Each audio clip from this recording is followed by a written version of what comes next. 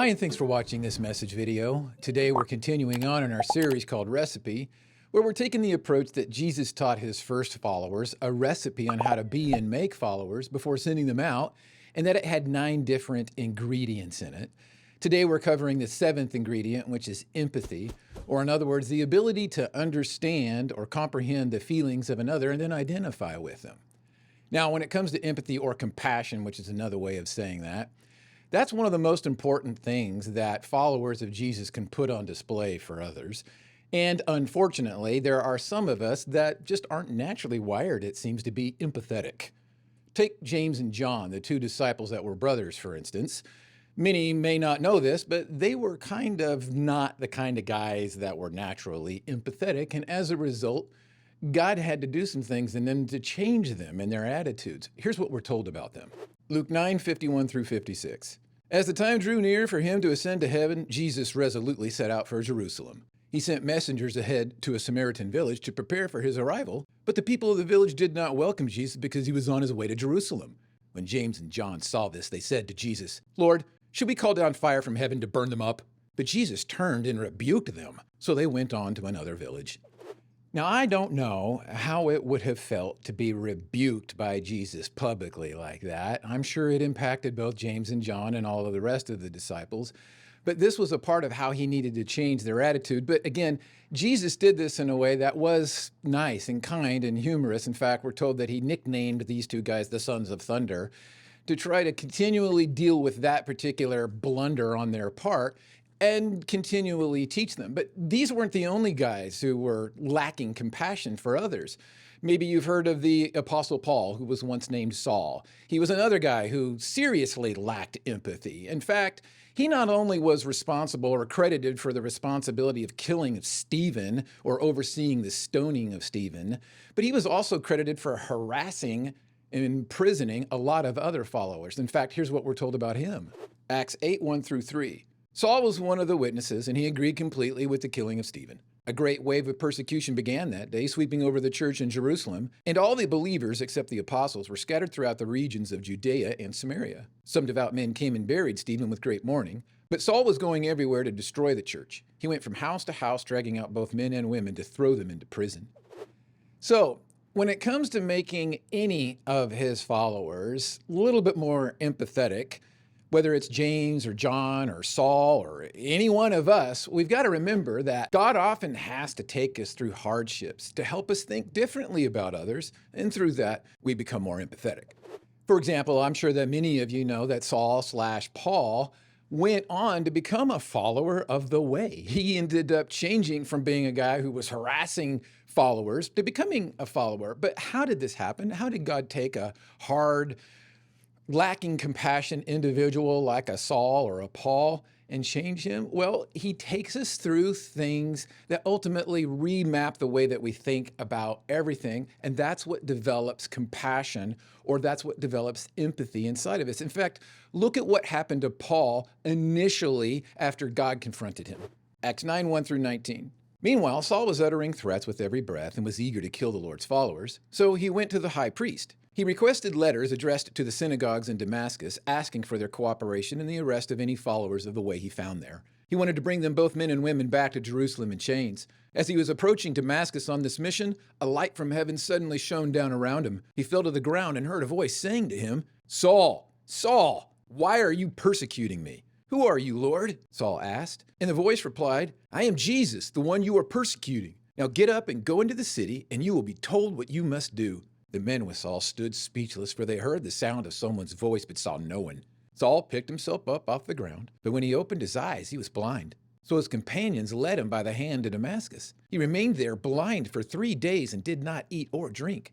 Now there was a believer in Damascus named Ananias. The Lord spoke to him in a vision, calling, "Ananias." "Yes, Lord," he replied. The Lord said, "Go over to Straight Street, to the house of Judas. When you get there, ask for a man from Tarsus named Saul. He is praying to me right now. I have shown him a vision of a man named Ananias coming in and laying hands on him so he can see again." "But Lord," exclaimed Ananias, "I've heard many people talk about the terrible things this man has done to the believers in Jerusalem, and he is authorized by the leading priest to arrest everyone who calls upon your name." But the Lord said, "Go, For Saul is my chosen instrument to take my message to the Gentiles and to kings, as well as to the people of Israel. And I will show him how much he must suffer for my name's sake." So Ananias went and found Saul. He laid his hands on him and said, "Brother Saul, the Lord Jesus, who has appeared to you on the road, has sent me so that you might regain your sight and be filled with the Holy Spirit." Instantly, something like scales fell from Saul's eyes, and he regained his sight. Then he got up and was baptized. Afterward, he ate some food and regained his strength. Here's something important that I don't want anybody to miss. God helped Ananias to get past his fear of Saul so that he could show empathy toward him.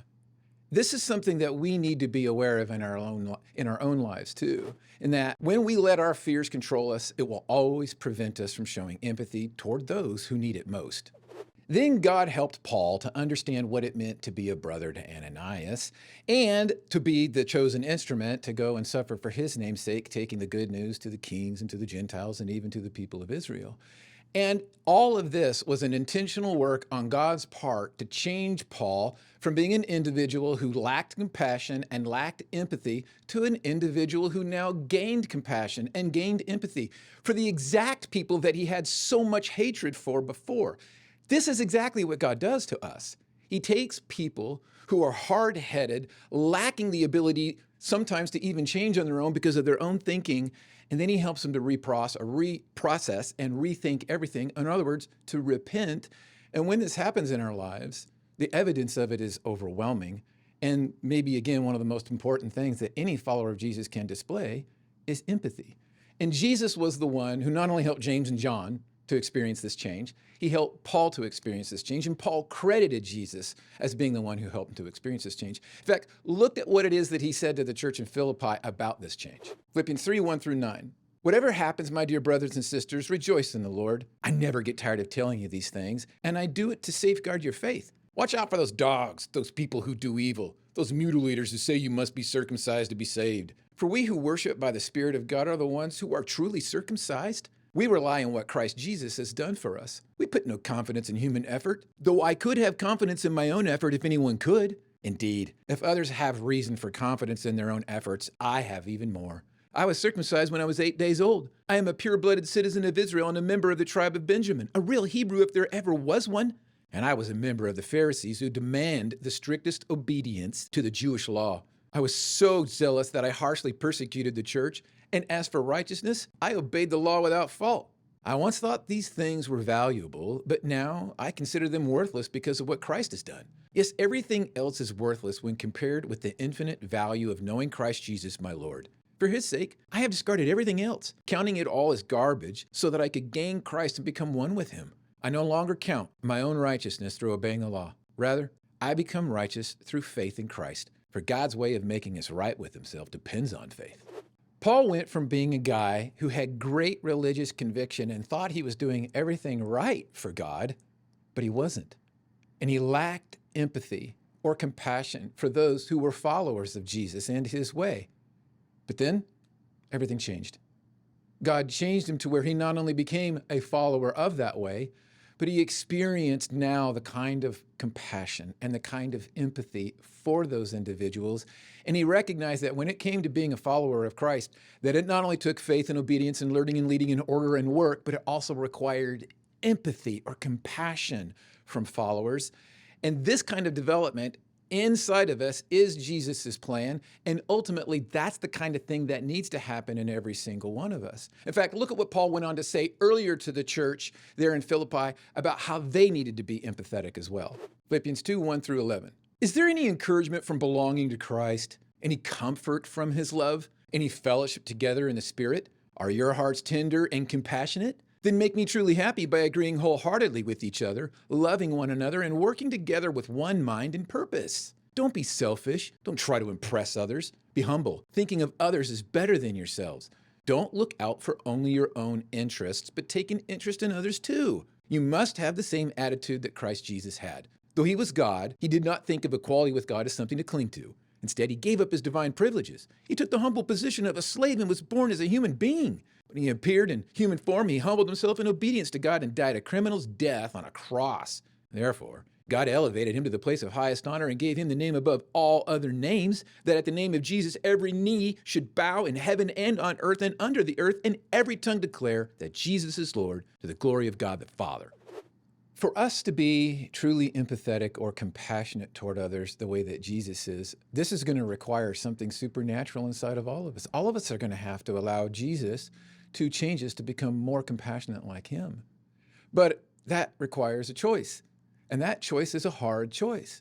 And so besides just having faith in God, clearly top priority should be our obedience to him and to learning what his will is for our lives. And when we start to recognize that there are others around us, we need to lead them well, which means when we commit all to the order and the hard work that it takes to create that order, the very next thing that God wants to develop inside of us is empathy or compassion toward others. And again, this is something that is a choice on our part, which then begs the question, does Jesus see that you and I are putting in the hard work to grow to spiritual maturity, particularly when it comes to showing empathy or compassion towards others? Now, like Paul, I'm not going to say that I have achieved perfection when it comes to any of these things that are known for being the way that followers should live. However, I will say, like Paul, I don't mind that anybody would pattern their lives after mine and that they would try. They would attempt to try, and that they would continue to recognize that it is their choice to be changed by God, to grow into maturity, to be used by him. But ultimately, all of this does require a choice on our part. And so the very thing that I would ask for everybody to do, like me, is to continually make the choice, like Paul, and like so many others, to continue to let God develop us, particularly with compassion. Philippians 3:12-20. I don't mean to say that I have already achieved these things or that I have already reached perfection, but I press on to possess that perfection for which Christ Jesus first possessed me. No, dear brothers and sisters, I have not achieved it, but I focus on this one thing, forgetting the past and looking forward to what lies ahead. I press on to reach the end of the race and receive the heavenly prize for which God through Christ Jesus is calling us. Let all who are spiritually mature agree on these things. If you disagree on some point, I believe God will make it plain to you, but we must hold on to the progress we have already made. Dear brothers and sisters, pattern your lives after mine and learn from those who follow our example. For I have told you often before, and I say it again with tears in my eyes, that there are many whose conduct shows they are really enemies of the cross of Christ. They are headed for destruction. Their God is their appetite. They brag about shameful things, and they think only about this life here on earth. But we are citizens of heaven, where the Lord Jesus Christ lives, and we are eagerly awaiting for him to return as our Savior.